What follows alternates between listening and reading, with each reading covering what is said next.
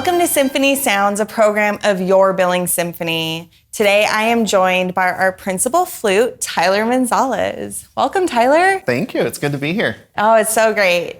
So you actually are our guest artist for this concert. I am, yes. How do you feel about that? I am so excited. I have been kind of begging Anne to program a flute concerto for the last couple years, and I'm excited that it's finally happening.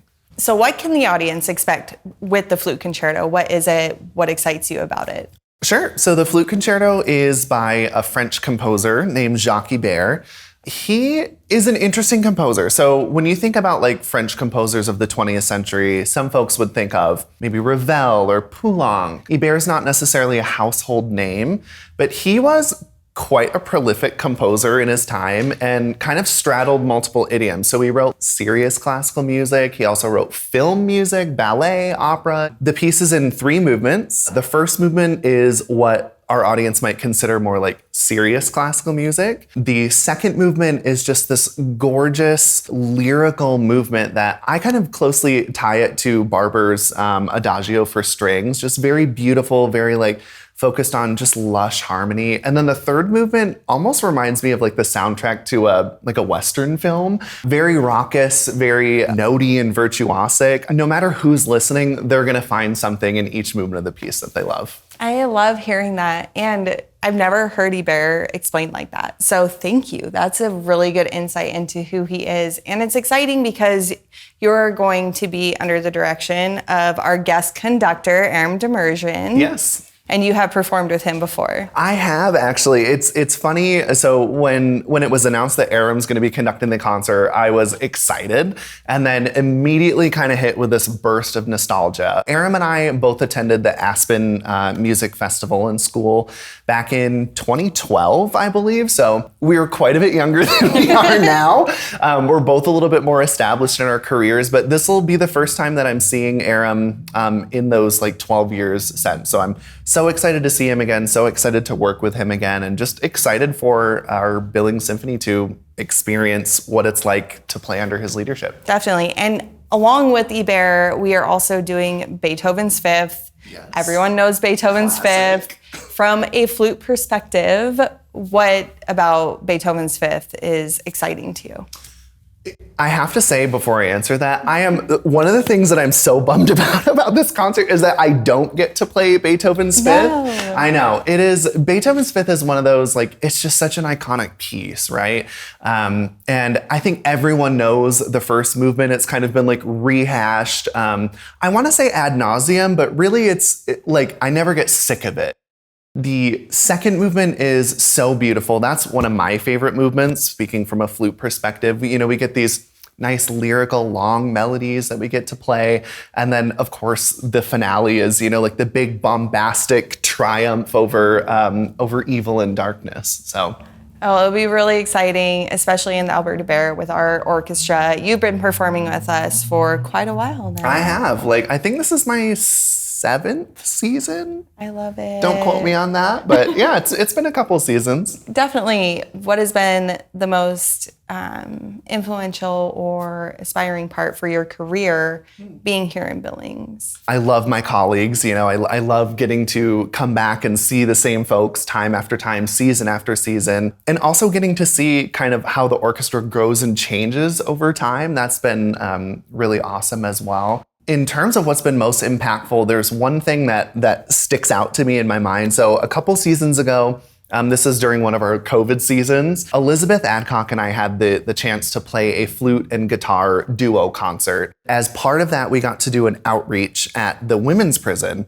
And I've never been in a prison environment before. And so I wasn't really sure what to expect going in. Elizabeth and I played this concert, and usually in classical music setups, we usually get through the whole piece. People wait till all the movements are over and then they clap at the end, right?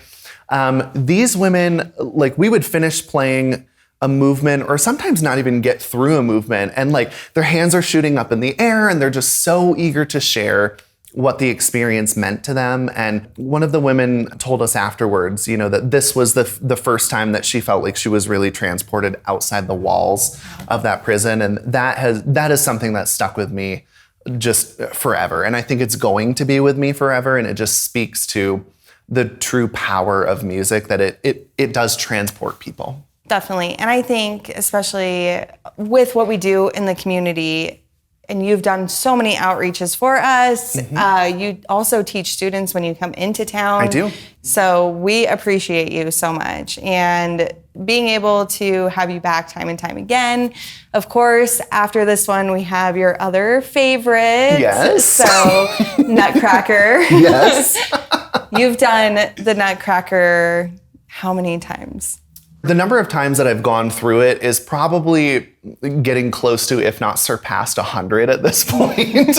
But, it's the Nutcracker is one of those pieces where I think musicians kind of love to bemoan, like, we're playing the Nutcracker again. And I have to shout out my colleague, Laurel Lindy. Her and I are like we are the ones that are going to back up the Nutcracker until the day that we die. It's such good music.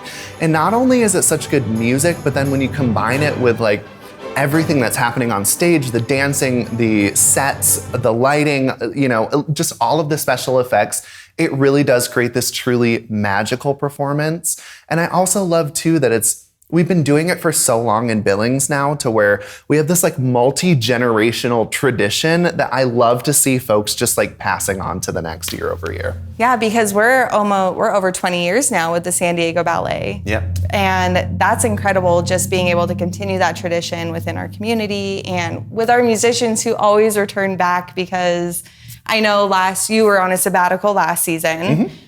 Maybe you are still. No, I'm here. I did still play the Nutcracker last season. Now that was one of the concerts that I refused to give up, even on a year away. Yep, exactly. And it goes to show the quality of the music that we do have with the Billings Symphony. And we're so excited to share not only Beethoven's Fifth with Tyler and Aram, but also the Nutcracker following, also featuring Tyler, because it's such a flute-heavy program. It is. And it's amazing, and he just sounds so fantastic down there in the pit.